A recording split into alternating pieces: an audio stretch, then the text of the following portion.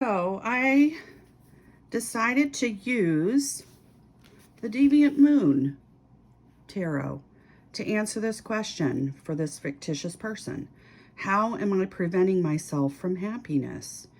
And let's see, what name can we give this person?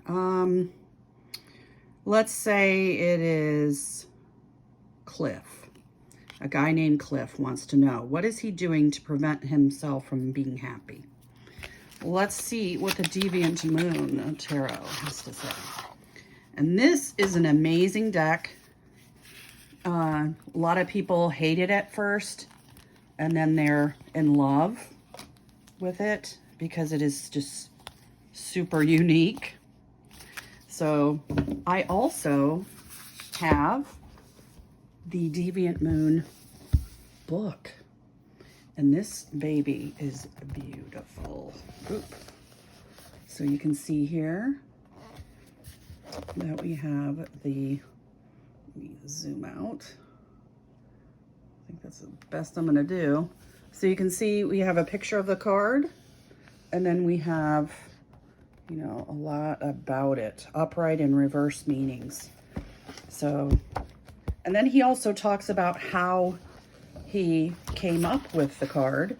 So you can see this card, he shows his different iterations of it as he was drawing it out. So there, and of course, upright and reverse meanings. So we want to know, what is preventing Cliff from being happy? Let's find out. Do a little shuffling.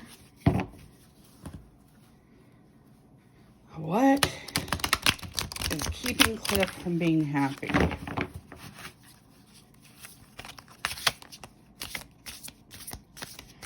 I like the Deviant Moon also because since this is maybe a question related to maybe like your qualities you need to work on, maybe like the shadow side,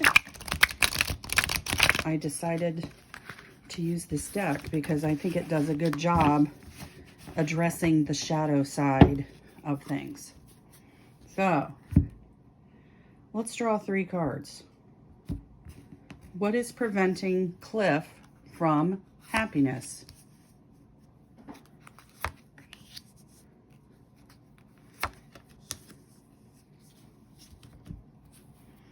Let's see if you can see them without glare. Fixing my lighting. There we are.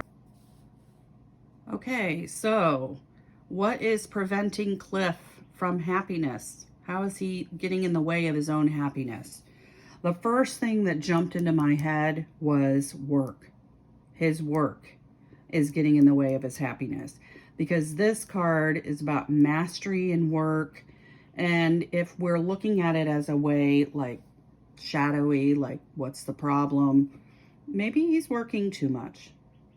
He's so into his work that he works to the detriment of his relationships. So if mama ain't happy, nobody happy. For this one, this is the 9 of Cups. And the 9 of Cups is typically the, you know, kind of the fulfillment card, right?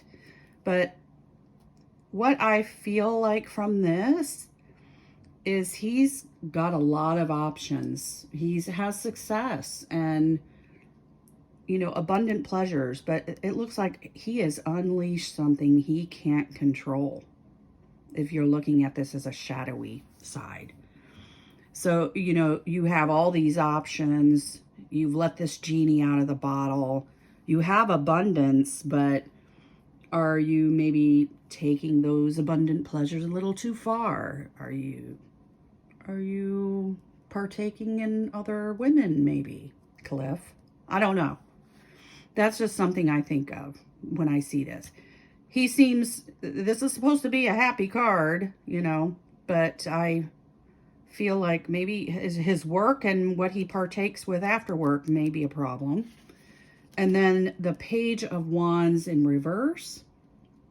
This guy is Let's see what he looks like upright. So he's walking on some stilts across, what, an icy pond.